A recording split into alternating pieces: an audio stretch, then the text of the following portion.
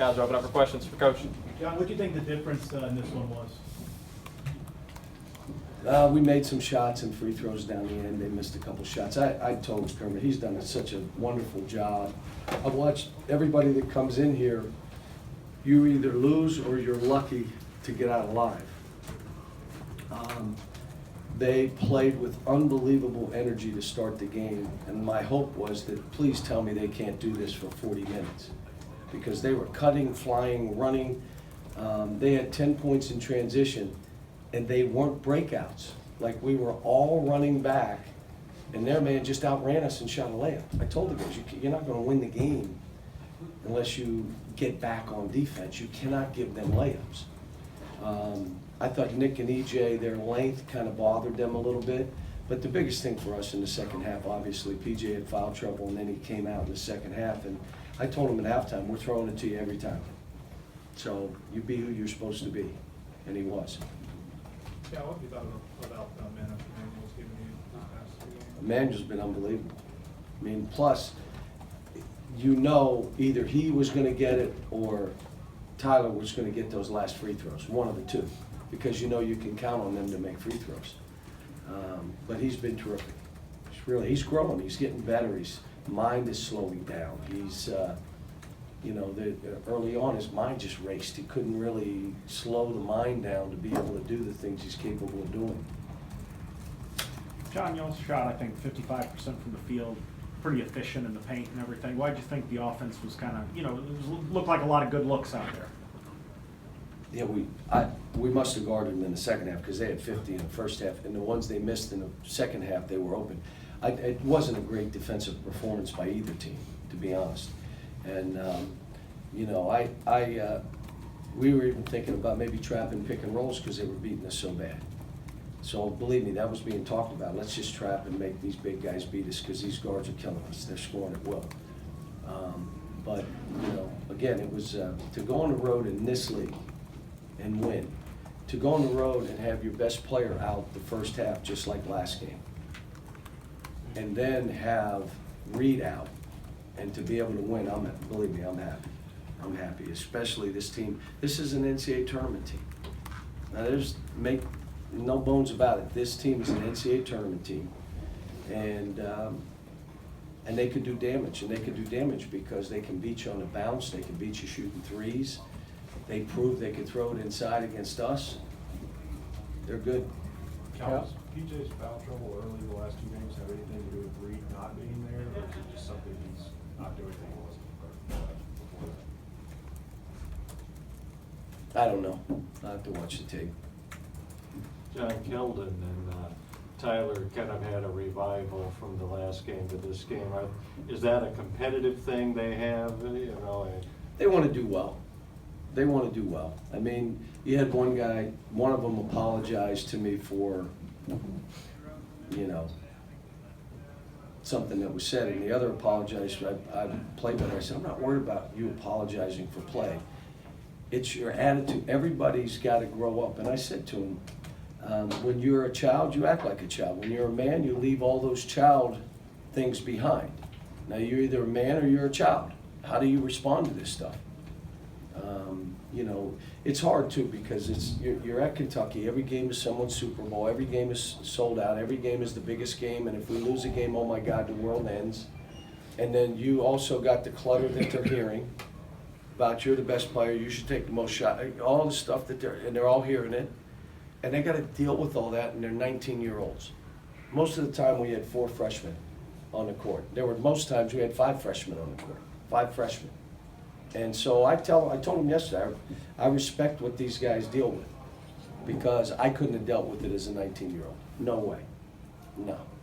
And then perform, and then play to win and not worry about losing like they did at the end of this game. They played to win. Got a good group of kids. Cal, when Reed does come back, is it a situation where he's rested or is he out of basketball shape a lot because he's been gone so long? I don't know yet. I don't know. I'm not going to count on him for Friday or Saturday. I'm just not. And if he says, hey, I think I can go and he can practice a couple days, maybe shove him in a little bit, let him get his feet underneath him, see how he does.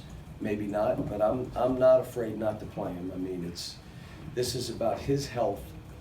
The issue sometimes is you're okay to go, but you're just uncomfortable, or you're a little bit afraid of it. His is not, thank God, his injury is not that one that's, he's sprained his knee. But it's a scary thing for these kids.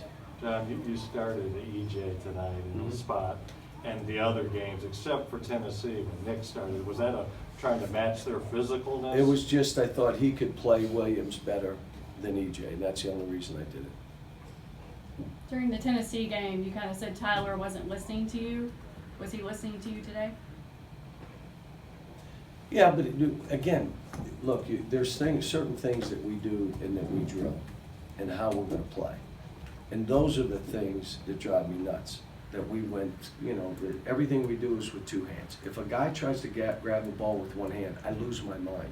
And the reason is, for 5 months, that's all we talk about, every drill and everything. We're not losing a game because you're gonna go after a ball or a rebound with one hand. We're not. We may lose another way, it's not gonna be that. Driving baseline. You pull up and shoot it unless it's a dead layup. You pull up and shoot it because you're going into traffic. Those are every day in practice. Pull up and shoot it. I'm not telling you don't shoot. Drive baseline, pull up and shoot it. You're not getting to the rim. They're gonna jam you down. There's nothing down there. You're not that kind of guy, and no one really is. So there are certain things that in the heat of the moment they will revert, and there's slippage. And the slippage goes back to high school, like the play he tried to steal with 15 seconds to go. By trying to steal and not getting it, you gave them a 3 and gave them a chance to beat us. Why did you try to steal it? That's a high school move. You're not trying to steal it. We're just going to stay in front and make them take a tough shot. Those are all things that, that I talk about after the game and we show on tape. But let me say this, I got great kids. These are, every one of them top to bottom, and we're on them. I mean, we're coaching them. There's no, just clapping on the side. I mean, we're if we're asking you to do something and you don't do it, you're gonna hear about it. We're gonna hold you accountable. Also gonna tell you how much we love you, how proud we are of you and all that stuff, but we're gonna hold you accountable. And that's why I said, you gotta grow up coming here. This is one that, it's not easy. John, a lot of years you've been here, you kind of backed off how hard you go late in the year. Have you been able to do that this year? Or you have The only thing I'm not being able to do as much as I'd like to be able to empower them more offensively so that I don't have to lead what they're doing. And we're not quite there yet. So we got a couple weeks to figure out, without calls, what do we run? And I'm still literally trying to, I put new stuff in today, for today's game. None of you would know it because you don't know basketball, but I put in a couple different offenses today that we tried. And, and they both work, by the way. And so we're still tweaking, experimenting with stuff. We got to get PJ on the other side of the floor.